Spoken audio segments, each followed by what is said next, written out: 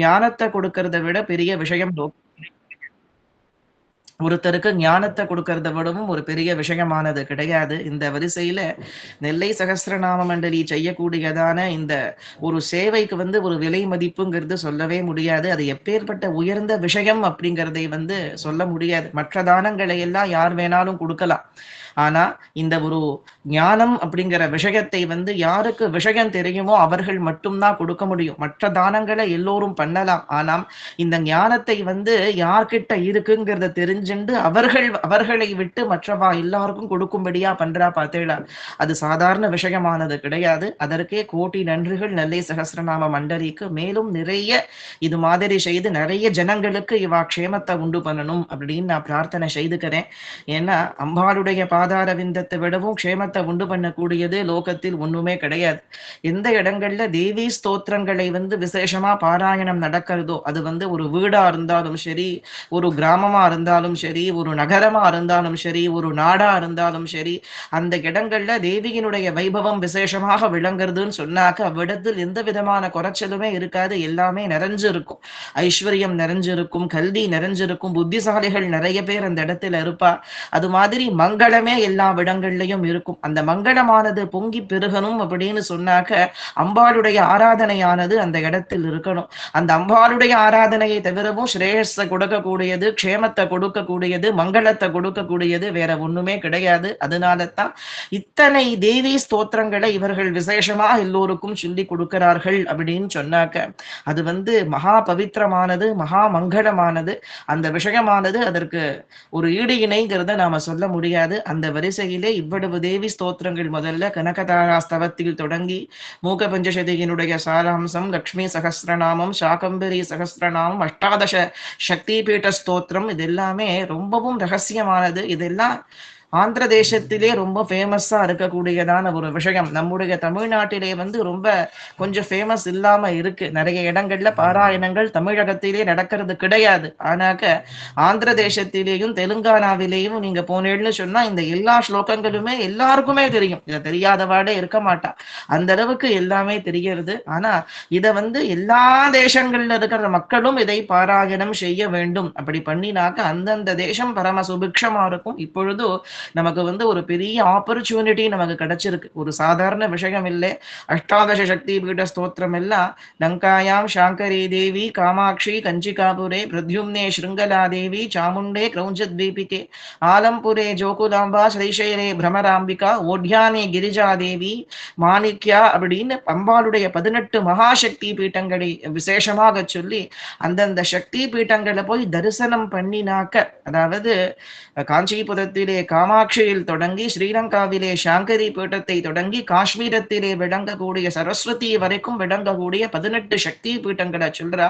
நம்ம இந்த 18 பீட்டங்களுக்கும் எல்லோராலையும் போக முடியுமான்னு கேட்டா முடியாது. ஏன்னா எல்லோருடைய சூழ்நிலையும் அதற்கு ஒத்துழைக்காது. நம்ம பக்கத்துல இருக்கிற சிவன் கோவில்ல இருக்கிற அம்பாள் கிட்ட போய் இதை சொன்னாலே மகா புண்ணியம். ஏன்னா நம்ம ஊர்ல இருக்கிற சிவன் கோவில்ல எந்த பராசக்தி இருக்காளோ அவள் தான் 18 மகாசக்தி பீட்டங்கள்லயும் இருக்கா. மதுரையில இருக்கிற மீனாட்சி தான் 18 சக்தி பீட்டங்கள்லயும் இருக்கா. காஞ்சிபுரத்திலே காமாட்சி தான் 18 சக்தி பீட்டங்கள்ல இருக்கா. திருநெல்வேலி காந்திமதி அம்பாள் தான் 18 சக்தி பீட்டங்கள்லயும் இருக்கா. அதனால அந்த சக்தி பீட்ட ஸ்தோத்திரத்தை நம்ம பக்கத்துல இருக்கிற சிவன் கோவில்ல இருக்கிற தெய்வீகின் சந்நிதியில போய் சொன்னாலே 18 சக்தி பீட்டங்களையும் தரிசனம் பண்ணின பலன் கிடைக்கிறது. இதை தவிர நமக்கு வேற என்ன வேணும்?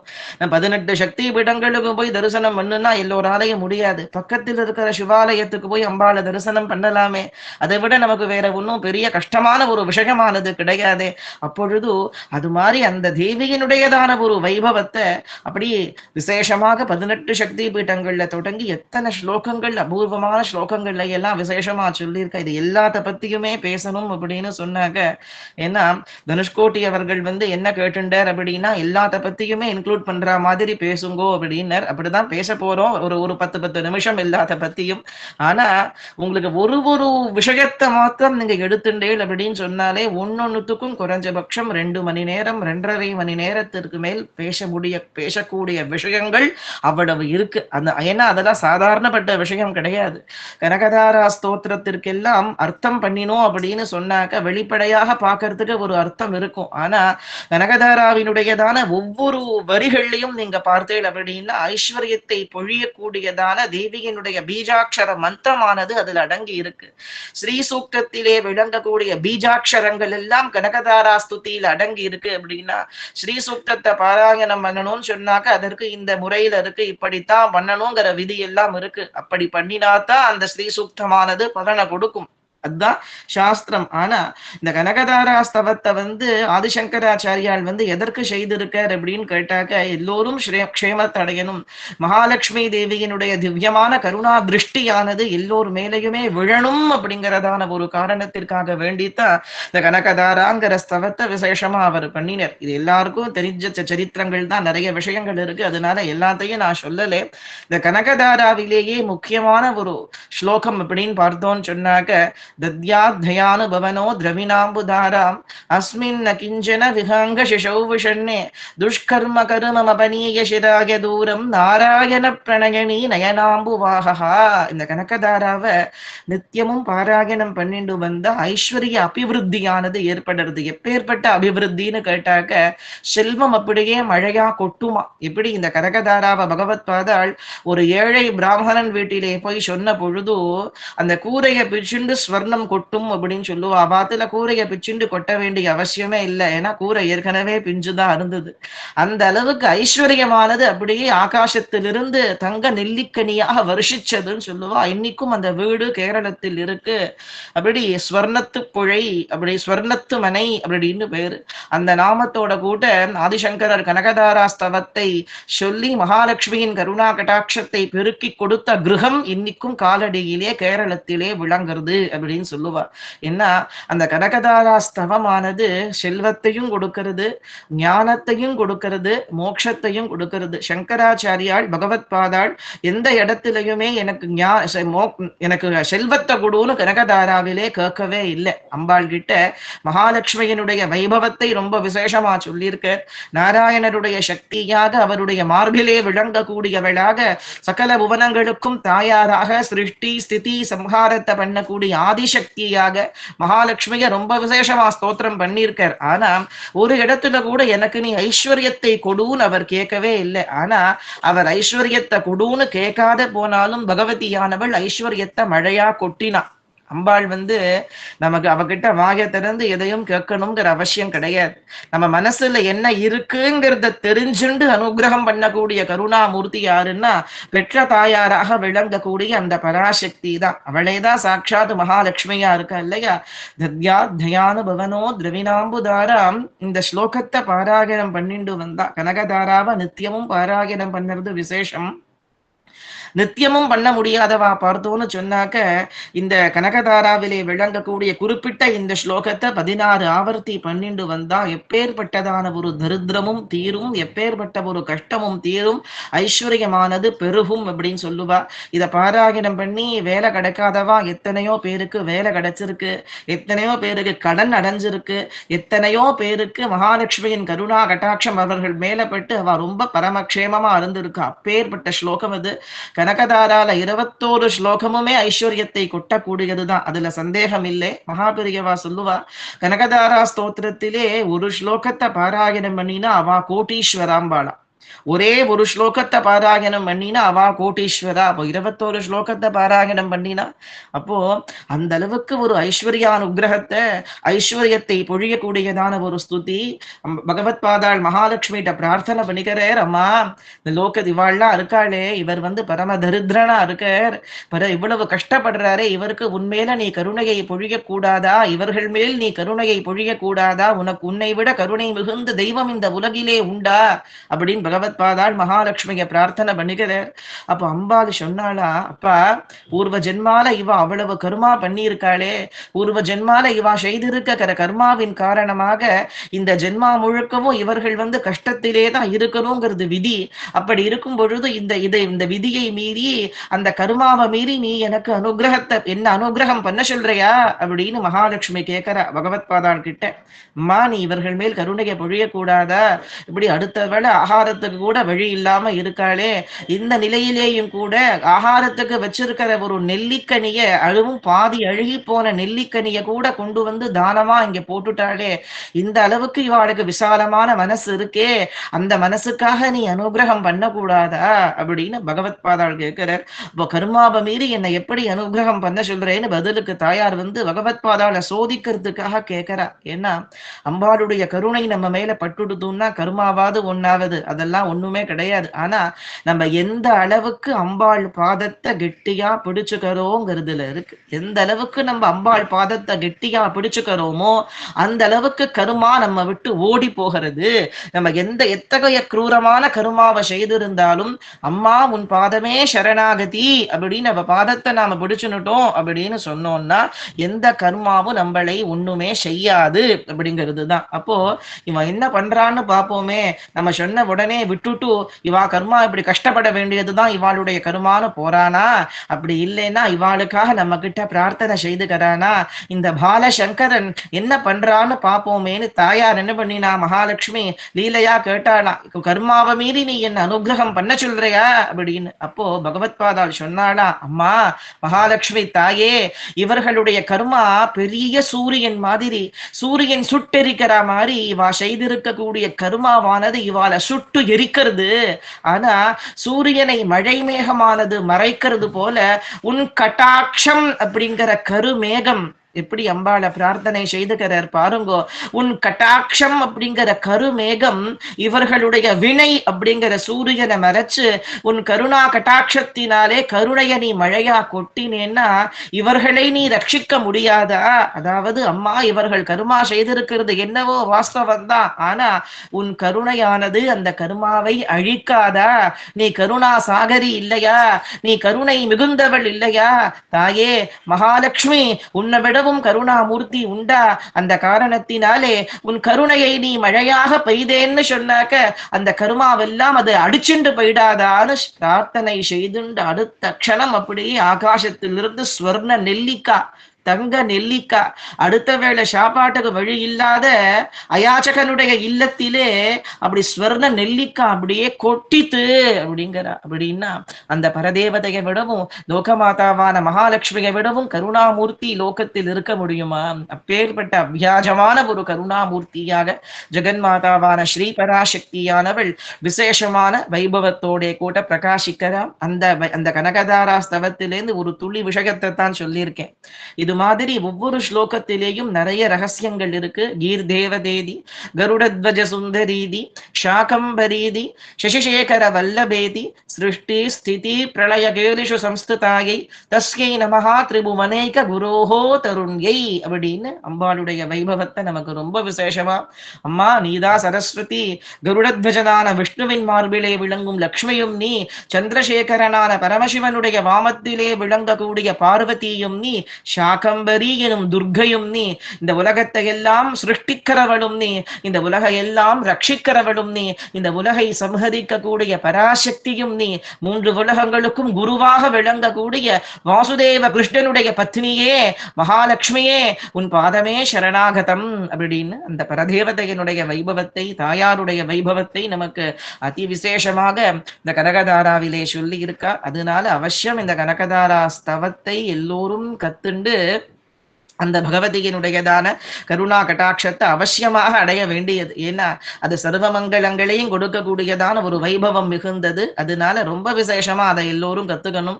ரெண்டாவது அஷ்டாதச மகாசக்தி பீட்ட ஸ்தோத்திரம் அப்படிங்கிறது. பிருத்வியிலே 64,000 சக்தி பீட்டங்கள் உண்டுங்கிறது காமாட்சி விலாசம். அதாவது எவ்வளவு? 64,000 சக்தி பீட்டங்கள், 64,000. 64,000 சக்தி பீட்டங்களிலே 6,400 ரொம்ப விசேஷம். 6,400லே 64 அதி விசேஷம். 64லே 51 பரம விசேஷம்.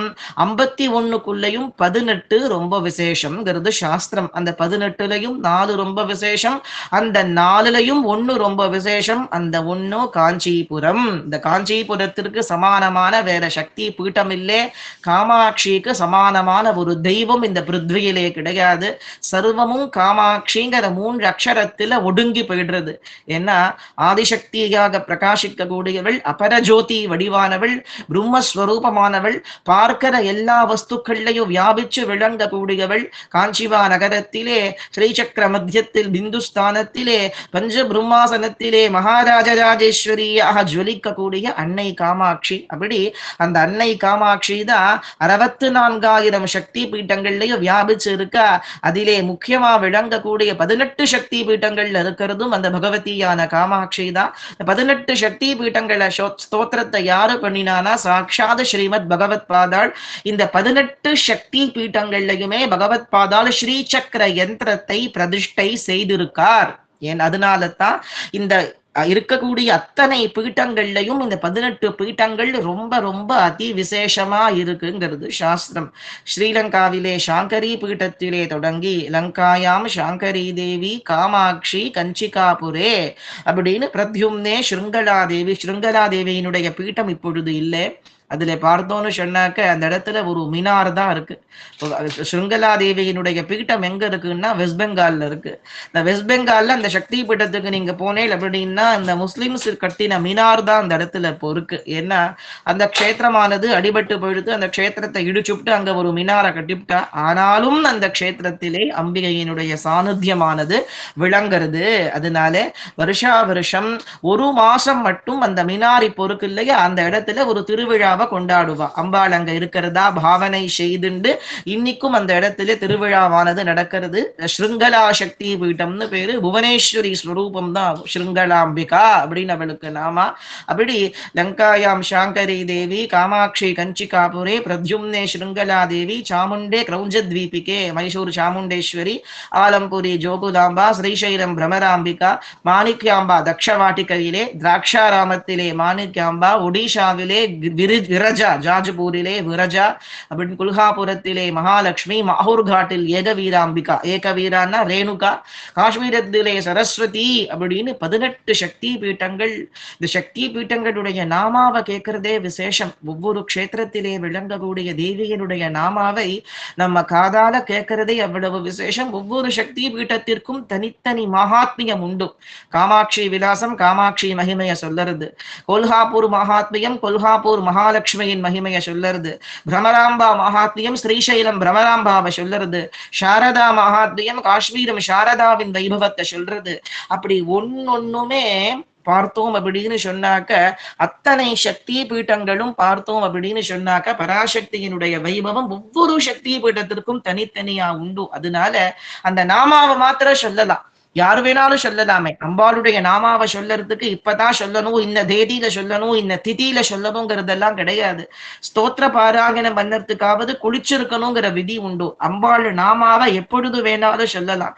காமாட்சி காமாட்சி காமாட்சி காமாட்சின்னு எப்போ வேணாலும் சொல்லலாம். பவானி பவானி பவானி பவானின்னு எப்போ வேணாலும் சொல்லலாம். துர்கா துர்கா துர்கா துர்கான்னு எப்போ வேணாலும் சொல்லலாம். அபிராமா அபிராமா அபிராமா அபிராமான்னு எப்போ வேணாலும் சொல்லலாம். இதெல்லாம் தேவியனுடைய நாமங்கள்ல பரமோத்கிருஷ்டமான நாமங்கள். காமாட்சி பவானி துர்கா அபிராமா இதெல்லாம் மந்திர சாஸ்திரத்திலே விளங்கக்கூடிய ரகசியமான தேவியனுடையதான ஒரு நாமங்கள்.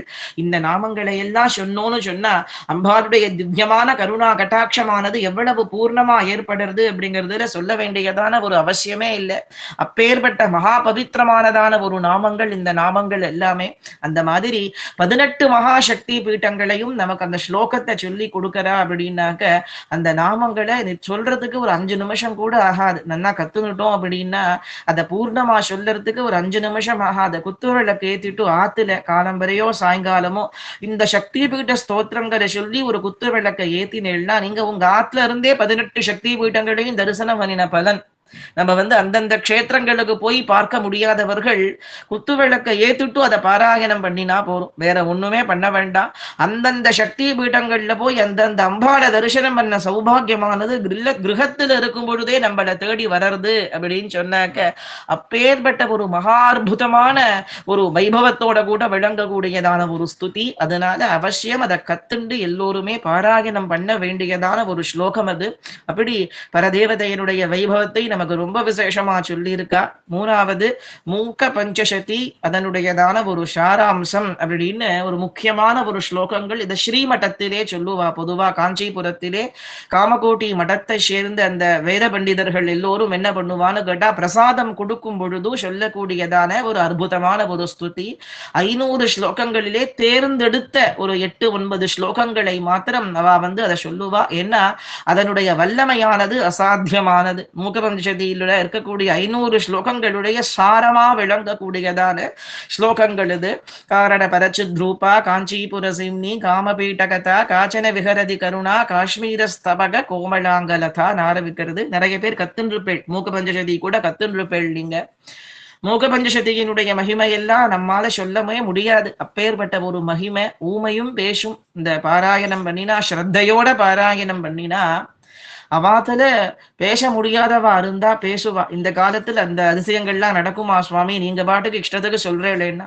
திருச்செந்தூரிலே சமீபத்திலே கேள்விப்பட்டிருப்பேன்னு நினைக்கிறேன். பேச முடியாதவா திருச்செந்தூர் க்ஷேத்திரத்திலே பேசின அதிசயம் நடந்தது. ரொம்ப சமீபத்திலே, ஒரு 4-5 மாசம் கூட இருக்காதுன்னு தான் நான் நினைக்கிறேன். இந்த கலிகாலத்துல தெய்வம் பிரத்யக்ஷமா அனுகிரகம் பண்ணிட்டு தான் இருக்கு, பண்ணாம இல்லை. எந்த அதிசயம் வேணாலும் எப்பொழுது வேணாலும் நடக்கும். தொடர்ந்து திருச்செந்தூர் க்ஷேத்திரத்திற்கு முருகனை தரிசனம் செய்த பக்தர் வாய் பேச முடியாத அவருக்கு இந்த வருஷம் அவர் பேசிட்டார் அப்படின்னு. ஏன்னா திருச்செந்தூர்ல அதிசயங்கள் நடந்துட்டு தான் இருக்கு. திருச்செந்தூர்னு கிடையாது, எல்லா க்ஷேத்திரங்கள்லயுமே அதிசயம் நடக்கிறது. அம்பாளை நம்பினோன்னு சொன்னாக்க, சுவாமியை நம்பினோன்னு சொன்னாக்க அதிசயத்திலே எந்த விதமான ஒரு குறைச்சலுமே கிடையாது. நிச்சயமாக அந்த பரதேவதையின் கிருபா கட்டாட்சத்தினாலே நமக்கு பரம அனுகிரகமானது ஏற்படுறதுங்கிறதுல எந்த சந்தேகமுமே இல்லை. அந்த மாதிரி அந்த பராசக்தியானவள் அதிவிசேஷமான ஒரு வைபவத்தோட விளங்கக்கூடியவளாக ஜெகன்மாதாவானவள் பிரகாசிக்கிறா. அதுல மூகபஞ்சசதியிலே பார்த்தோம் அப்படின்னு சொன்னாக்க, அம்பாளுடையதான ஸ்வரூபத்தை நமக்கு ரொம்ப விசேஷமா சொல்லியிருக்கா. வாய் பேச முடியாத ஊமை, மூக்கர்னு பேர். அதனாலதான் அவரை மூக்கர் அப்படிங்கிறோம். மூக்கர் அப்படின்னு சொன்னாக்க அவராலே பேச முடியாது. அவருடைய வைபவத்தை நமக்கு விசேஷமா சொல்லியிருக்கு. கலிகாலத்திலே 500 ஸ்லோகங்களாலே பகவத் பாதாள், அதே சாட்சாத் பரமேஸ்வரனே விசேஷமாக மூக்கராக அவதாரம் பண்ணி காமாட்சியை ஸ்தோத்திரம் பண்ணுவார்னு ஒரு விஷயம் உண்டு. இது ரொம்ப ரகசியம், சாஸ்திரத்துல இருக்கு. கிருதயுகத்திலே 2000 ஸ்லோகங்களினாலே காமாட்சி அம்பாளை விசேஷமாக துர்வாச மகரிஷி ஸ்தோத்திரம் பண்ணினர். திரேதாயுகத்திலே சாட்சாத் பரசுராமர் 1500 ஸ்லோகங்களினாலே காமாட்சியை ஸ்தோத்திரம் பண்ணினர். துவாபர யுகத்திலே தௌமியாச்சாரியார்கிற மகரிஷியானவர் 500 ஸ்லோகங்களினாலே பகவதி ஸ்ரீ காமாட்சி அம்பிகையை விசேஷமாக ஸ்தோத்திரம் பண்ணினர். இந்த கலிகாலத்திலே சாட்சாத் மூக்கர் என்ன பண்ணினார் அப்படின்னு கேட்டாக்க, 500 ஸ்லோகங்களினாலே காமாட்சிய ஸ்தோத்திரம் பண்ணார். அதற்கு மூக்க பஞ்சசதி. இவா 4 பேருமே பார்த்தோன்னு சொன்னாக்க, இவா 4 பேருமே பார்த்தோம்னா சாட்சாத் பரமேஸ்வரனுடையதான ஸ்வரூபமே. இவா 4 பேருமே பரமசிவனாருடையதான ஒரு ஸ்வரூபமாவே பிரகாசிக்கிறார்.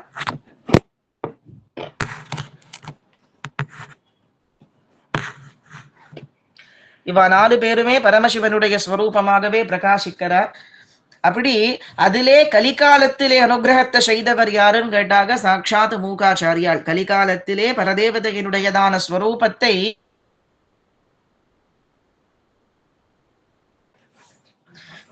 கலிகாலத்திலே அப்படி மூகாச்சாரியால் அதிவிசேஷமா என்ன பண்ணினார் அப்படின்னு கேட்டாக்க, கலிகாலத்திலே அதிவிசேஷமாக தேவியின் மேலே, காமாட்சி பரதேவதையான அம்பிகையின் மேலே விசேஷமாக 500 ஸ்லோகங்களை செய்திருக்க.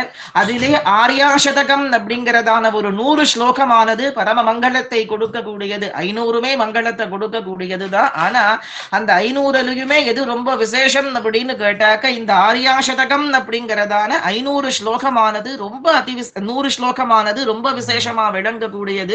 பரதேவதையருடைய ஸ்வரூபத்தை ரொம்ப விசேஷமா வர்ணிக்கக்கூடியது. இந்த ஆர்யாசதகத்தை நான் எத்தனையோ பிரவச்சனங்களிலே சொல்லி இருக்கேன்.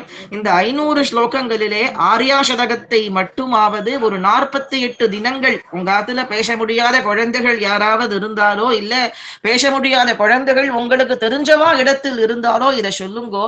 இந்த ஆர்யாசதகத்தை விதிவத்தாக ஒரு கிரகத்திலே, ஒருத்தருடையதான கிரகத்திலே அந்த 48 நாளைக்கு ஆர்யாசதகத்தை பாராயணம் பண்ணி டெய்லி அந்த தேனை நைவேத்தியம் பண்ணி அந்த தேனை வாய் பேச முடியாத குழந்தைக்கு கொடுத்துண்டு வந்தாக்க பேசாத குழந்தைகள் பேசும் எனும்படியான அதிசயமானது இன்னி பரியந்தம் நடந்துட்டு இருக்கு அப்படின்னாக்க அதனுடைய பலனை நாம இவ்வளவும் சொல்லவே முடியாது. ஒன்னொன்னுத்திலையுமே அந்த மூக பஞ்சசதியிலே ஆர்யா சதகத்திலே ஒவ்வொரு ஸ்லோகத்திலேயுமே பார்த்தோம் அப்படின்னு சொன்னாக்க பரம ரகசியமானது அடங்கி விளங்கக்கூடியதாக இருக்கு. ஒவ்வொரு ஸ்லோகத்திலேயுமே பரம ரகசியமானது அடங்கி விளங்கக்கூடியதா இருக்கு. ஆர்யா சதகம்னு கிடையாது. ஏன்னா உங்களுக்கு இப்பொழுது கொடுக்கக்கூடியதான இந்த இதுல பார்த்தோம்னா சாராம்சத்திலே முக்கியமா ஒரு ஸ்லோகத்தை தவிர மற்றது எல்லாம் ஆர்யா சதகத்துல விளங்குறதுதான். ஒண்ணு மாத்திரம் ஸ்துதி சதகத்திலே விளங்குறது. எல்லாமே ஆர்யா சதகத்திலே விளங்கக்கூடியதுதான். ஆனா ஒண்ணு மாத்திரம் ஸ்துதி சதகத்திலே விளங்குறது. மொத்தம் 5 சதகங்கள் உண்டு மூக பஞ்சசதி கிளாஸ்ல. அதுக்கும் நான் பேசினேன்னு நினைக்கிறேன் அந்த சமயத்திலே கூட. ஆனா மூக பஞ்சசதியிலே பார்த்தோம் அப்படின்னு சொன்னாக்க ஒன்னும் 5 சதகங்கள் உண்டு. அதிலே ஆர்யா சதகத்துல ஒரு 100 ஸ்லோகம், கட்டாட்சத்திலே 100 ஸ்லோகம், மந்தஸ்மிதத்திலே 100 ஸ்லோகம், பாதார விந்தத்திலே 100 ஸ்லோகம், ஸ்துதியிலே 100 ஸ்லோகம் அப்படின்னு 5 சதகத்திலேயும் 100 ஸ்லோகங்கள் அந்த பரதேவதையினுடையதான ஸ்வரூபத்தை, லலிதா மகா திரிபுர சுந்தரியான ஜெகன்மாதாவினுடைய வடிவத்தை, காமாட்சி பரதேவதையினுடைய ஸ்வரூபத்தை ரொம்ப விசேஷமா நமக்கு சொல்லியிருப்பா. 5மே ரொம்ப விசேஷம்தான், அதுல சந்தேகமே இல்லை. நன்னா விஷயம் தெரிஞ்சவா, சம்ஸ்கிருத நன்னா படிக்கிறதுக்கு தெரிஞ்சவா ஒரு சதகத்தை ஒரு நாளைக்கு அப்படின்னு 5 நாளைக்கு, அதாவது பொதுவாவே 48 தினங்களுக்குள்ள 5 தடவை இந்த மூக பஞ்சசதியை முழுக்க 500 ஸ்லோகங்களையும் பாராயணம் பண்ணினாக்க எண்ணிய காரியமானது நிறைவேறும். அதுல சந்தேகமே இல்லை. 48 தினங்கள் 48 நாளைக்குள்ள, அதாவது ஒரு பௌர்ணமியிலே தொடங்கி அடுத்த பௌர்ணமி வரைக்கும் கணக்கு. அந்த மாதிரி மன்னிக்கணும், அதற்கு அடுத்த பௌர்ணமிக்கு அடுத்த அமாவாசை, அந்த மாதிரி ஒரு பௌர்ணமியில் தொடங்கி 48 தினங்கள். இந்த 48 தினங்களுக்குள்ள இந்த மூக பஞ்சசதியினுடைய 500 ஸ்லோகங்களை என்ன பண்ண கேட்டாக்க 5 தடவை பூர்ணமாக பாராயணம் பண்ணணும். அப்படி பண்ணினா எடுத்த காரியம், அது எந்த காரியமாக இருந்தாலுமே சரி, அது பகவதியின் கருணா கட்டாட்சத்தோட கூட்ட பரிபூர்ணமாக நிறைவேறும் அப்படிங்கிறது விதி. அதன்படி அதிலே விளங்கக்கூடிய ஒவ்வொரு ஸ்லோகமுமே மந்திர ரகசியங்கள் நிரம்பி விளங்கினது. ஏதோ சாதாரணமான விஷயம் இல்லை. வாய் பேச முடியாத ஊமைங்கிறதுனாலதான் அவருக்கு மூக்கர்னு பேரு. அவர் தன்னை சொல்லிக்கிறார், ராகா சந்திர சமான காந்திவதனா நாகாதி ராஜஸ்துதா மூகானாமபி குருவதி சுரதுனி நீகாஷ வாக்வைபவம் ஸ்ரீ காஞ்சி நகரி விஹார ரசிகா சோகாபஹந்த்ரி சதா ஏகா புண்ணிய பரம்பராஹா பசுபதே ராகாரிணி ராஜதேன் ஒரு ஸ்லோகம். அதுல சொல்ற, ராகா சந்திர சமான காந்திவதனா, பௌர்ணமி சந்திரனை போல் விளங்கக்கூடிய அழகியதான திருமுகத்தாமரையை கொண்டவள். அம்பாளுடைய முகம் எப்படி இருக்குன்னா பௌர்ணமி சந்திரனை மாதிரி பிரகாசிக்க கூடியதான ஒரு முகத்தோட விளங்குறவள். தேவர்களாலே ஸ்துதிக்கப்பட்ட பாதார விந்தத்தை கொண்டவள். அவள் எப்படிப்பட்ட கருணாகரி, அன்னை காமாட்சியானவள் எப்பேற்பட்ட கருணாமூர்த்தினா, வாய் பேச முடியாத ஊமைக்கு கூட கங்கா பிரவாகத்தை போன்ற ஒரு வாக்விலாசத்தை கொடுக்க கூடியவள்ங்கிற. கங்கா பிரவாகமானது, கங்கை எப்படி அடிச்சுண்டு போறது ஜலம், அந்த மாதிரி வாய் பேச முடியாத ஊமையாகப்பட்டவனுக்கு கூட கங்கையின் வெள்ளத்தை போன்றதான ஒரு வாக்விலாசத்தை உண்டு பண்ண கூடியவளாக ஜெகன்மாதாவான ஸ்ரீபராசக்தியானவள் அனுகிரகத்தை செய்யறா அப்படின்னு அம்பாளை வர்ணிக்கிறன்னா, அது ஊமையா இருக்கிறவா சரியா போகணுங்கிறதுக்காகத்தான் பாராயணம் பண்ணணுங்கிறது இல்லை. ஒரு ஸ்லோகத்திற்கு ஒரு பலன் உண்டு. அதாவது குழந்தை பாக்கியம் வேணுமா, அதற்கு ஒரு ஸ்லோகம் இருக்கு. ஒரு ஸ்லோகம்னு அர்த்தமே இல்லை. ஆர்யா சதகத்தையே சங்கல்பம் பண்ணிட்டு பாராயணம் பண்ணலாம்.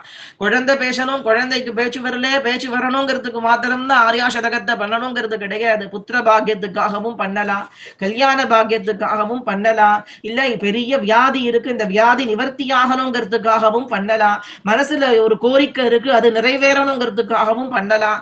அது மாதிரி எந்த விதமான நமக்கு மனோபீஷ்டங்கள் இருந்தாலும் அது நிறைவேறதுக்காக வேண்டி இந்த மூக பஞ்சசதியிலே ஏதாவது ஒரு சதகத்தை 48 தினங்களோ அல்லது ஒரு பௌர்ணமியில் தொடங்கி 48 தினங்கள் அல்ல 5 சதகத்தினுடைய பூர்த்தியையோ பண்ணினாக்க அந்த காரியம் நிறைவேறும் அப்படிங்கிறதுல எந்த விதமான ஒரு சந்தேகமும் நமக்கு தேவை கிடையாது. அப்படி விளங்கக்கூடியதான கருணாமூர்த்தியாக ஜெகன்மாதா பிரகாசிக்கிறா. அதிலே முக்கியமான ஸ்லோகங்களை இதை தெரிஞ்சுக்கிறது ரொம்ப ரொம்ப விசேஷம். ஏன்னாக்க அந்த 500 சாரமானது இவ சொல்லி தரக்கூடியதான குருஜி சொல்லி கொடுக்கக்கூடியதான இந்த 8 ஸ்லோகங்களிலே அடங்கி விளங்குறது. 500 பாராயணம் பண்ண முடியாதவா இந்த 8 பாராயணம் பண்ணினாலே நமக்கு அம்பாளுடைய கருணா கட்டாட்சம் பரிபூரணமா ஏற்படுறது. நித்திய பாராயணமே இதை பண்ணலாமே. 100 ஸ்லோகத்தை நித்தியமும் பண்ண முடியலே, 500 நித்தியமும் பண்ண முடியலன்னா அந்த 8 ஸ்லோகத்தை மாத்திரம் நித்தியம் பாராயணம் பண்ணினாலே நமக்கு தேவியின் கருணா கட்டாட்சம் பரிபூரணமா ஏற்படுறது அப்படிங்கிறதுல எந்த விதமான சந்தேகமும் இல்லை. ஒன்னொன்னுத்துக்கு மாத்திரம் 1 மணி நேரத்துக்கு மேல் அர்த்தம் சொல்ல முடியும். அதுல முதல் ஸ்லோகம் நம சிவா நவயௌவனாபியாம் அர்த்தநாரீஸ்வர ஸ்துதி. அம்பாளும் பரமசிவனும் சேர்ந்து விளங்கக்கூடியதான அர்த்தநாரீஸ்வர ஸ்தோத்திரத்தினுடைய முதல் ஸ்லோகம் அது. இரண்டாவதிலிருந்து நமக்கு ஆயாசதக ஸ்லோகமானது ஆரம்பம். காரண பரச்சித்ரூபா காஞ்சிபுர சிம்னி காமபீட்டகதா காச்சர விஹரதி கருணா காஷ்மீரஸ்தபக கோமடாங்கலதா கஞ்சன காஞ்சி நிலையம் கரத்ருத கோதண்டபான ஸ்ருணிபாஷம் கடினஸ்தனபரணம்ரம் கைவல்யானந்த கந்தம் அவலம்பே ஐஸ்வர்யம் இந்து மௌளேஹே ஐகாப்ய பிரகிருதி காஞ்சி மத்தியகதம் மைந்தவ கிஷோர சேகரம் மைதம்பரியம் சகாஸ்தி நிகமானாம் அப்படின்னு ஒவ்வொரு ஸ்லோகமுமே லலிதா மகாத்ரிபுர சுந்தரியினுடையதான ஒரு பெருமையை, ராஜராஜேஸ்வரியினுடையதான ஒரு பெருமையை, ஸ்ரீ காமாட்சி பரமேஸ்வரியினுடையதான ஒரு பெருமையை ரொம்ப விசேஷமா சொல்லி இருக்கா. அதெல்லாம் ஒன்னொன்னுத்துக்குள்ளேயும் மகா மங்களமானது அடங்கி விளங்குறது. ஒன்னொன்னுத்தையும் நாம தேவியினுடைய வைபவத்தை நாம அனுபவிக்கணும். அது அனுபவிக்கத்தான் நமக்கு பரமானந்தமானது ஏற்படுறது. அந்த ஆனந்தத்தை விடவும் நமக்கு நன்மை கொடுக்கக்கூடியது ஒண்ணுமே வேற கிடையவே கிடையாது. அதான் சொல்றா இல்லையா, கஞ்சன காஞ்சி நிலையம். காஞ்சிபுரத்திலே ஸ்வர்ணம் மாதிரி விளங்கக்கூடிய புறமா காஞ்சிபுரம். நம்ம கண்ணுக்கு சாதாரண பூமி மாதிரி தெரியறது, பூமியினுடையதான ஒரு அங்கம் மாதிரி தெரியறது. மற்ற நகரங்களை போல காஞ்சிபுரமானது பூமியினுடையதான ஒரு அங்கம் அப்படிங்கிறது கிடையாது. அது பராசக்தியின் இச்சையினால் சிருஷ்டியினுடைய ஆரம்பத்தில் உற்பத்தி செய்யப்பட்ட தங்கமயமான பூமி. அது நம்ம கண்ணுக்கு தெரியலையே அப்படின்னா அது மகான்களுடைய நேத்திரங்களுக்கு மாத்திரம்தான் தெரியும். நம்ம பூமியில பார்க்கக்கூடிய அயோத்தியா, மதுரா, ஹரித்வார், காஷி, காஞ்சிபுரம், உஜ்ஜயினி, துவாரகா இந்த ஸ்தானங்கள் எல்லாமே இதனுடையதான ஒரிஜினலா இருக்கக்கூடியதான ஒரு வைபவம் திவ்யமான கண்களை உடையவர்களுக்கு மாத்திரம்தான் தெரியும். நமக்கு இருக்கிறது சாதாரண நேத்திரங்கள். இந்த சாதாரண நேத்திரங்களால பிருத்வியினுடைய அங்கமா தான் இதை பார்க்க முடியும். ஆனா வாஸ்தவமாக பார்த்தோம் அப்படின்னு நாம சொன்னா இவைகள் எல்லாமே பரம மகா மங்களமாக விளங்கக்கூடியது, பரமோத்கிருஷ்டமான ஒரு வைபவத்தோட விளங்கக்கூடியது, திவ்யமான நேத்திரங்களை உடையதான மகான்களுக்கு மட்டும்தான் இந்த நகரங்களுடைய உண்மையான ஒரு வடிவமானது புலப்படும். ஏன்னா ஆந்திர தேசத்திலே பிட்டாபுரம் அப்படின்னு ஒரு க்ஷேத்திரம் உண்டு. எத்தனை பேர் கேள்விப்பட்டிருப்பேன்னு தெரியல. 18 சக்தி பீட ஸ்தோத்திரத்துல இந்த பிட்டாபுரத்தை பத்தியும் பீட்டிகாயாம் புருஹுதீகா, அத பைட்டனே பீட்டிகாபுரின்னு வரும். இந்த 2 வேர்ஷன் இருக்குதுல. அதுல பீட்டிகாயாம் புருஹுதீகா, அந்த க்ஷேத்திரத்தில் அம்பாளுக்கு புருஹூதிகான்னு பேரு. புருஹூதன்னா இந்திரன், இந்திரனால ஆராதிக்கப்பட்ட மூர்த்திங்கிறதுனால அம்பாளுக்கு புருஹூதிகான்னு பேரு. அந்த அம்பாளுடைய நகரமானது ஆகாசத்துல பிட்டாபுரத்திற்கு மேல, பூமியில நம்ம பார்க்கிறோம் இல்லையா, அதற்கு மேல ஆகாசத்துல ஸ்வர்ணமயமான பீட்டிகாபுரத்திலே சிம்ஹாசனத்தினுடைய மத்தியத்திலே திரிபுர சுந்தரியாக புருகுதீகா இருக்காங்கிறது சாஸ்திரம். இப்போ இந்த ரகசியம் நிறைய பேருக்கு தெரியாது. அது போலத்தான் காஞ்சிபுரமும், அது போலத்தான் மதுரையும், அது போலத்தான் திருநெல்வேலியும், அது போலத்தான் அநேக க்ஷேத்திரங்கள் எல்லாமே. அப்படி பார்த்தோன்னு சொன்னாக்க பராசக்தியானவள் கஞ்சன காஞ்சி நகரத்தினுடைய ஸ்வர்ணமயமான காஞ்சிபுரத்தினுடைய மத்தியத்திலே கைகளிலே அங்குஷத்தையும் பாஷத்தையும் கரும்பு வில்லையும் புஷ்பபானத்தை ஏந்தினவளாக கரத்ருத கோதண்ட பானஸ்ருணி பாஷம் அப்படின்னா, அப்படி அங்குஷ பாஷேக்ஷு கோதண்டத்தை தாங்கினவளாக, பகவதியானவள் பஞ்சபானத்தை ஏந்தினவளாக, ஸ்ரீலலிதா மகா திரிபுர சுந்தரியாக, ராகஸ்வரூப பாஷாட்யா குரோதாகாராங்குஷோஜ்வலா மனோரூபேக்ஷு கோதண்டா பஞ்சதன்மாத்த சாயகா அப்படிங்கிற இந்த நாமத்துக்கு ஏத்த மாதிரி 4 ஆயுதங்களை ஏந்தினவளாக, கடினஸ்தனங்களை கொண்டவளாக, ஜெகன்மாதாவாக, கைவல்ய முக்தியை கொடுக்கக்கூடியவளாக. முக்தி அடையிறதுக்கு சிரமமே பட வேண்டாம். சாஸ்திரங்கள்ல எத்தனையோ கஷ்டமான விஷயங்களை சொல்லியிருக்கா முக்தி அடையறதுக்கு.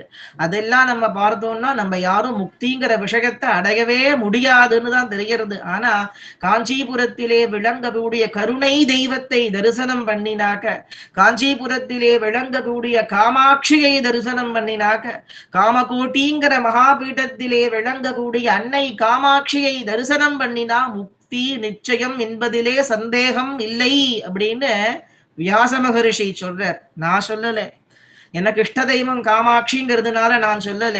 சாட்சாத் வியாச பகவான் 18 புராணங்களை எழுதினவர், 18 உபபுராணங்களை எழுதினவர், வேதங்களை வகுத்தவர், மகாபாரதத்தை செய்தவர் அந்த வியாச பகவான் சொல்றார், முக்தி அளிக்கக்கூடிய தெய்வம் காஞ்சி நகரத்திலே விளங்குகின்றது. அவளை தரிசனம் செய்த மாத்திரத்திலேயே ஒரு மனுஷனுக்கு முக்தியானது ஏற்படுறதுங்கிறார். இதை விடவும் நமக்கு வேற என்ன வேணும் சொல்லுங்க. அப்படி கைவல்ய முக்தியை கொடுக்கக்கூடியதான கருணாமூர்த்தியாக காஞ்சி நகரத்திலே, காஞ்சிபுரத்திலே பராசக்தியானவள் விசேஷமான ஒரு வைபவத்தோட விளங்குறான்னு மூகபனிஷத்திலே எப்படி மூகாச்சாரியால் வர்ணனை பண்ணி இருக்காளோ அதே விஷயத்தை தான் சொல்லி இருக்கா. காமாட்சிய மனசுல தியானம் செய்து கொண்டு அது போல அதி விசேஷமாக என்ன செய்ய வேண்டியது அப்படின்னு கேட்டாக்க, காஞ்சி எப்படி விசேஷமாக என்ன பண்ண வேண்டியதுன்னா இந்த ஸ்துதிகளை பாராயணம் பண்ண வேண்டியது. ஏன்னா ஒன்னொன்னுமே நித்தியமும் பாராயணம் பண்ணும்படியான ஒரு ஸ்லோகம் தான் இது எல்லாமே. அஷ்டாதச சக்தி பீட ஸ்தோத்திரமாகட்டும், கனகதாராமாகட்டும், இந்த மூகபனிஷத்தினுடைய சாராம்சமாகட்டும், இது எல்லாமே நித்தியமும் பாராயணம் பண்ணறதுக்கு உரிய ஸ்லோகங்கள், அவகாசம் இருக்கக்கூடியதான ஸ்லோகங்கள். துர்கா சுக்தத்தினுடைய மகிமையை நாம இவ்வளவுன்னு சொல்ல முடியாது. ஜாதவேதசே சுனவாம் அசோமமராதி யதோனிதஹாதி வேதஹ சனஃப் பரிஷததி துர்காணி விஸ்வா நாவேவ சிந்தும் துரிதாத்யக்னிஹி அப்படிங்கிற ஒரு ரிக்கிலே ஸ்ரீதேவியினுடைய மகாமந்திரமான பஞ்சதசாட்சரி அடங்கி இருக்குன்னு சொல்லுவா. இந்த ஸ்ரீவித்யா உபாசகாளுக்கு தெரிஞ்ச விஷயம் இது. அந்த ஒரே ஒரு ரிக்கே எல்லாத்தையும் கொடுத்துவிடும். அடுத்ததுக்கு போகணுங்கிற அவசியமே இல்லை. முதல் ரிக்கே ருக்வேதத்தை சேர்ந்ததான ஒரு சூக்தம் இது. ஸ்ரீ சூக்தம் மாதிரி துர்கா சூக்தத்திற்கு மேல ஒண்ணுமே கிடையாது. துர்கா சூக்தமானது எந்த கிரகத்திலே பாராயணம் பண்ணினாலும், விதிப்படி பாராயணம் பண்ணினா, சாஸ்திரத்தை அனுசரிச்சு பாராயணம் பண்ணினா, சாஸ்திரத்துல சொல்லி இருக்கிற விதியை மதிச்சு பாராயணம் பண்ணினால் பலன் கொடுக்கும் அப்படிங்கிறது ஐதீகம். எந்த விஷயமா இருந்தாலுமே சாஸ்திரத்துல சொல்லி இருக்கிறத தான் ஃபாலோ பண்ணணும். சாஸ்திரத்துல சொல்லாத விஷயத்தை பண்ணினா அது எப்படி பலனை கொடுக்கும்ங்கிறது தெரியாது. ஆனா சாஸ்திரத்துல இப்படி பண்ணணும், இந்த விதத்திலே பண்ணணும், இப்படி செய்யணுங்கிற விதி இருந்ததுன்னா அந்த விதத்திலே தான் செய்ய வேண்டியதுங்கிறது அவசியம். அப்படி துர்கா சுக்தத்திலே விசேஷமாக தேவியினுடையதான மந்திரங்கள் முழுக்க அதுல அடங்கி விளங்குறது. அது வெளியில பாக்குறதுக்கு ஏதோ அக்னியின் வடிவமே அப்படின்னு எல்லாம் அம்பாள் ஆராதிக்கிறதா இருந்த பொழுதிலும் கூட அது பரம ரகசியமான தேவியினுடைய மந்திரங்களை தனக்குள்ள பொதிச்சு கொண்டு விளங்குறதுங்கிறது ஐதீகம். தாம் அக்னிவர்ணாம் தபசா ஜ்வலந்தீம் வைரோஜனீம் கர்ம பலேஷு துஷ்டாஹாம் துர்காம் தேவீஹும் சரணமகம் பிரபத்யே சுதரசுதரசே நமஹா துர்காம் தேவீம் சரணமகம் பிரபத்யேன்னு வேதம் அம்பாளத்தான் சரணாகதி பண்ணறதுங்கிறதுக்கு பிரமாணம் துர்கா சூக்தம். புருஷ சூக்தத்திலேயோ ஸ்ரீருத்ரத்திலேயோ நமஹா நமஹான்னு நாராயணரையும் பரமேஸ்வரனையும் நமஸ்காரம் பண்ற வேதம். ஸ்ரீ சூக்தத்திலே தாம் பத்மினீம் சரணமகம் பிரபத்யேன்னும், துர்கா சூக்தத்திலே துர்காம் தேவீகும் சரணமகம் பிரபத்யேனும் அம்பாளை சரணாகதி செய்யறது. அதனால வேதம் யார சரணாகதி பண்ணறதுன்னா பராச பராசக்தியான அம்பாளத்தான் சரணாகதி பண்ணறது. வேதமானது அம்பாளத்தான் சரணாகதி பண்ணறது. அதனால நாமளும் சரணாகதி பண்ண வேண்டியது ஆரைன்னு கேட்டா பரபிரம்மஸ்வரூபமான பராசக்தியையே, அம்பிகையே. ஏன்னா பரமசிவனும் மகாவிஷ்ணுவும் கூட சகல புவனேஸ்வரியாக விளங்கக்கூடிய ஜெகன்மாதாவினுடைய ஸ்ரீபாதார விந்தத்தை தான் சரணாகதி பண்றா. அகிலாண்ட கோடி பிரம்மாண்டங்களுக்கும் சக்கரவர்த்தினியாக விளங்கக்கூடிய தேவியின் பாதார விந்தங்களை தான் சாட்சாத் சம்பூவான பரமேஸ்வரனும் ஜனார்தனரான பகவான் நாராயணமூர்த்தியும் சரணாகதி பண்றா. வேதங்களும் அவளைத்தான் சரணாகதி பண்ணறது. அபிராமி பட்டரும் சொல்லுவர், நயனங்கள் மூன்றுடை நாதனும் வேதமும் நாரணனும் அயனும் பரமும் அபிராமவல்லி அடியினையை பயனென்று கொண்டவர் பாவையர் ஆடவும் பாடவும் பொன் சயனம் பொருந்து தமனிய காவினில் தங்குவரே. நயனங்கள் மூன்றுடை நாதன் பரமேஸ்வரன், வேதம் நால் வேதங்கள், நாரணன் நாராயணன் அயன் பிரம்மா, இவா 4 பேரும் நமஸ்கரிக்க கூடியவள் திருக்கடையூர் க்ஷேத்திரத்திலே விளங்கக்கூடிய லலிதா மகா திரிபுர சுந்தரியான அன்னை அபிராமி. அவள் பாதத்தை நம்பினவா ஸ்வர்க்க போகத்தை அனுபவிப்பா, அவர்களுக்கு மறுபிறவியும் கிடையாது அப்படின்னா. அந்த பகவதியினுடைய ஸ்வரூபத்தை அதி விசேஷமாக நமக்கு பார்த்தோம் அப்படின்னு சொன்னாக்க ரொம்ப விசேஷமா சொல்லி இருக்கா. தேவியினுடைய பிரபாவத்தை அப்படி துர்கா சூக்தமானது அதி விசேஷமா சொல்லுறது. அதன் மகிமையை வேதத்துக்கு நாம அர்த்தம் சொல்ல முடியாது. வேதத்துக்கு அர்த்தம் சொன்னவா நிறைய பேர் இருக்கா. அவள்தான் விசேஷமா சொல்லிருக்கா. சயனாச்சாரியார் இதற்கு பாஷ்யம் பண்ணிருக்க. நிரம்ப படிச்சவா எல்லாம் அத விசேஷமா சொல்லுவா. அப்படி அந்த துர்கா சூக்தமானது அதி விசேஷமானது. வேத பாஷ்யத்திலே அதனுடைய மகிமையானது விளங்குறது. அப்படி விசேஷமாக அடுத்தது அதி முக்கியமா விளங்கக்கூடிய லக்ஷ்மி சகஸ்ரநாமா. ஏன்னா இந்த லக்ஷ்மி சகஸ்ரநாமத்தை மகாலட்சுமி சொல்றா. மகாலட்சுமியை விட கருணா சாகரி கிடையாது. தாயார் இல்லையா? அவளை விடவும் கருணை மிகுந்தவர்கள் லோகத்துல யார் இருக்க முடியும் சொல்லுங்க. அவ சொல்றா, இந்த லக்ஷ்மி சகஸ்ரநாமத ஸ்ரத்த இல்லாதவனும் ஸ்ரத்த இல்லாத பாராயணம் பண்ணினாலும், ஸ்ரத்தையோட பாராயணம் பண்ணினாலும், பக்தி இல்லாம பாராயணம் பண்ணினாலும், பக்தியோட பாராயணம் பண்ணினாலும் அவன் எனக்கு பக்தன், அவனுக்கு சகல ஐஸ்வர்யங்களையும் நான் கொடுக்கிறேன், அவன் எனக்கு பிரியமானவனாகிறான், அவன் என்னுடைய புத்திரன் அப்படிங்கிறா தாயார். ஆனா மகாலட்சுமியை விட கருணாமூர்த்தி லோகத்திலே கிடையாது. இந்த லக்ஷ்மி சகஸ்ரநாமம் முழுக்க முழுக்க அந்த பரதேவதையினுடைய பிரபாவத்தை ரொம்ப விசேஷமா சொல்லக்கூடியது. லக்ஷ்மி சகஸ்ரநாமம் 3-4 சகஸ்ரநாமங்கள் இருக்கு. ஸ்காந்த புராணத்திலே விளங்கக்கூடியது ரொம்பவும் பழமையானது. நித்யாகதா, அனந்த நித்யா, நந்தினி, ஜனரஞ்சனி அப்படின்னு ஆரம்பிக்கிறது. ரொம்ப ரொம்ப மகா பவித்திரமானது லக்ஷ்மி சகஸ்ரநாமா. லக்ஷ்மி அப்படிங்கிறதான ஒரு நாமமே சர்வ மங்களத்தையுமே கொடுக்க கூடியது. அம்பாளுக்கே மகாலட்சுமின்னு பேருண்டு. அதாவது பர்வதராஜ புத்திரியான பார்வதிக்கும் மகாலட்சுமி அப்படிங்கிற நாமமானது உண்டு.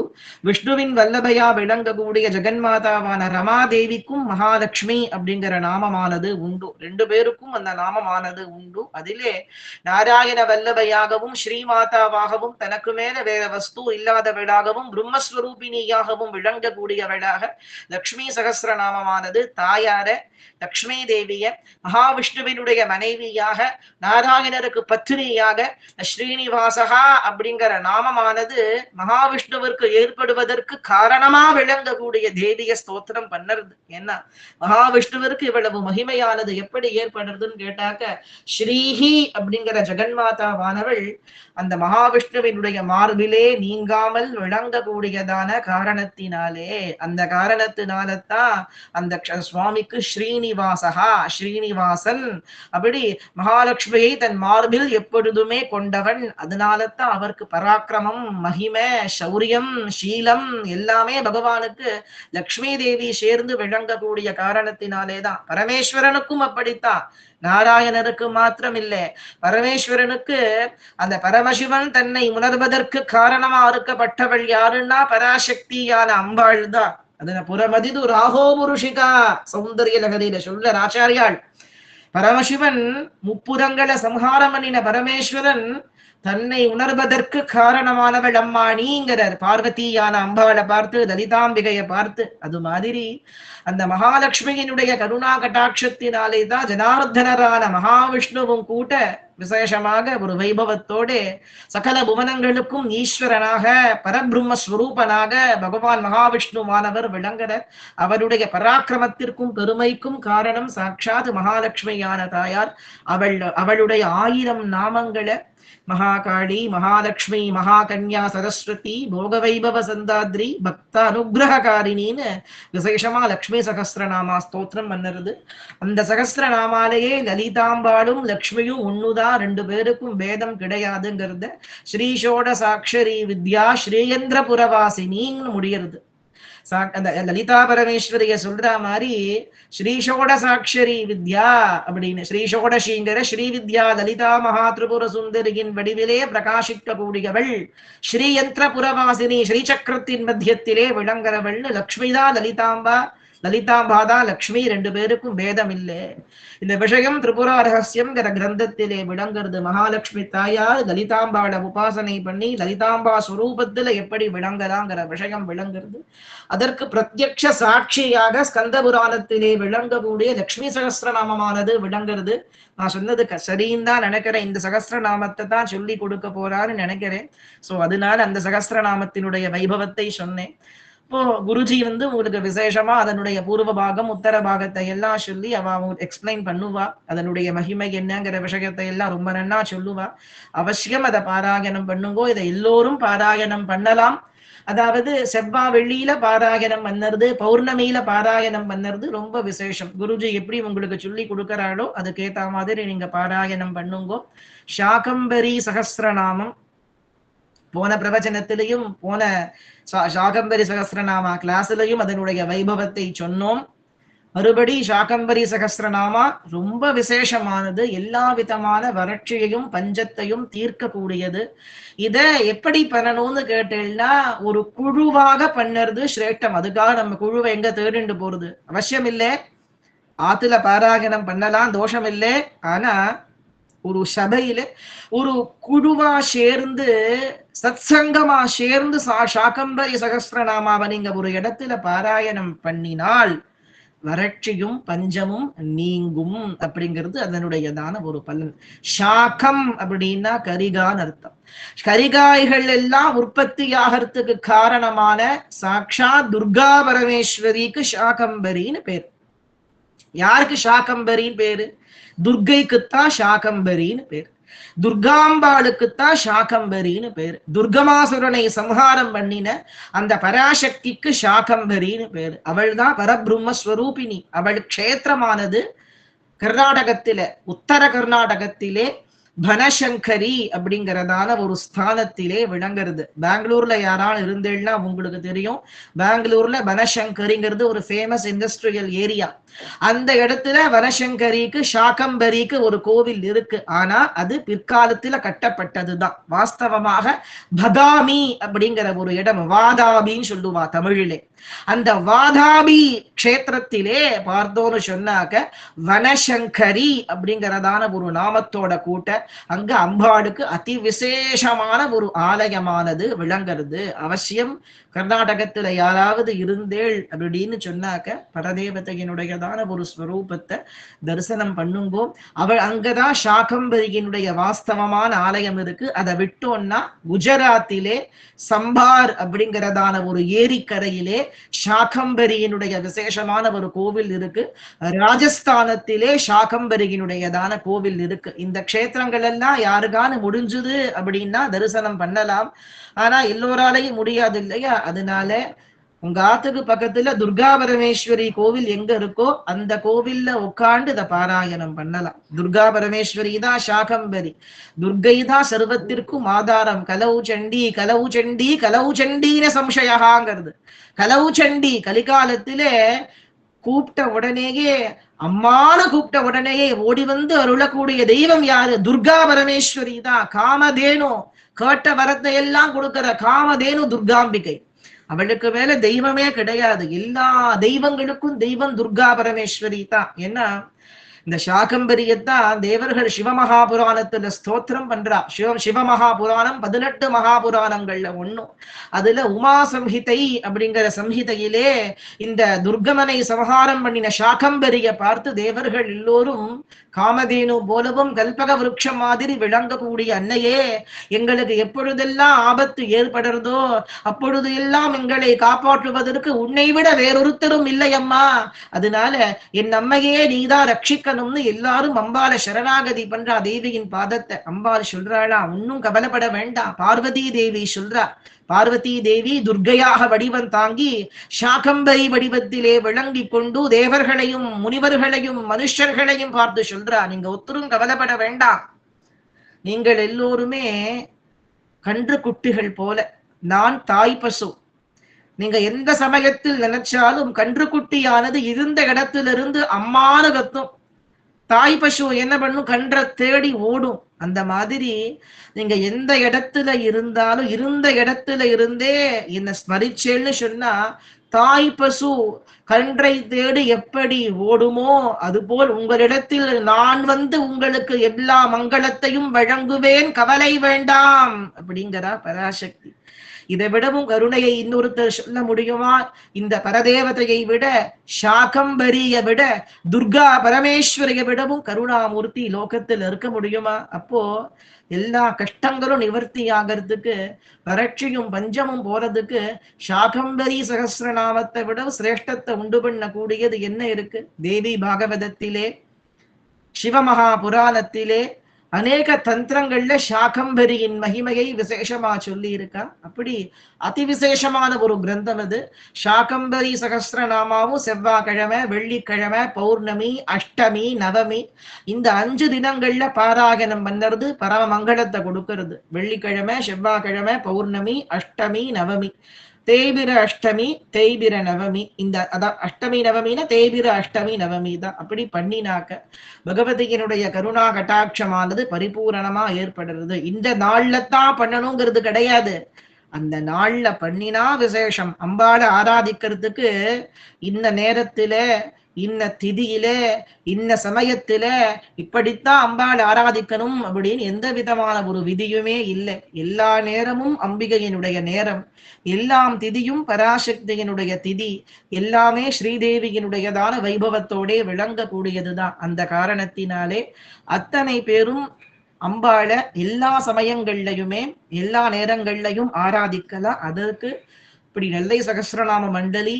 விசேஷமா உங்களுக்கு எல்லாம் ரொம்ப அற்புதமான ஏற்பாடுகளை பண்ணி, எங்க இருந்தாலும் கத்துக்கும்படியே ஆன்லைன்ல ஒரு பெரிய ஒரு ஃபாரத்தை உண்டு பண்ணி கத்து கொடுக்கறா அப்படின்னு சொன்னாக்க, இது நம்ம எல்லோரும் செய்திருக்கக்கூடிய ஒரு மகத்தான புண்ணியம்தான். சிதம்பரம் சார் ஆகட்டும், தனுஷ்கோடி சார் ஆகட்டும், இவா எல்லாம் எந்த விதமான ஒரு பிரதிபலனையும் எதிர்பார்க்காம, இதனால என்ன ஒரு பிரதிபலன் உண்டு, எதையுமே எதிர்பார்க்காத ஒரு பெரிய கைங்கரியத்தை இப்படி பண்ணிட்டு வரா. இங்க எல்லோரும் இதுல கலந்துண்டு, எல்லோரும் அம்பாளை பத்தி தெரிஞ்சுண்டு, எல்லோரும் அந்த பரதேவதையினுடைய கருணா கட்டாட்சத்திற்கு பாத்திரமாகணும் அப்படின்னு பிரார்த்தனை பண்ணிக்கிறேன். ஒரே ஒரு விஷயம் மாத்திரம் சொல்லிக்கிறேன். அதாவது இப்ப சொன்ன உடனே யாரோ தனுஷ்கோட்டி சாருக்கு போன் பண்ண வேண்டாம். அதாவது அம்பாள் பரமான அநேக வகுப்புகளை தனியா நான் எடுத்துட்டு இருக்கேன். யாருக்கான ஏதானு வேணும்னா என்ன ரீச் அவுட் பண்ணுங்கோ. सर्वमंगल मांगल्ये शिवे सर्वार्ध साधिके शरण्ये त्र्यंबके गौरी नारायणी नमोस्तुते श्रीमात्रे नमः। कामाक्षी शरणं कामाक्षी कामाक्षी। नमस्कार।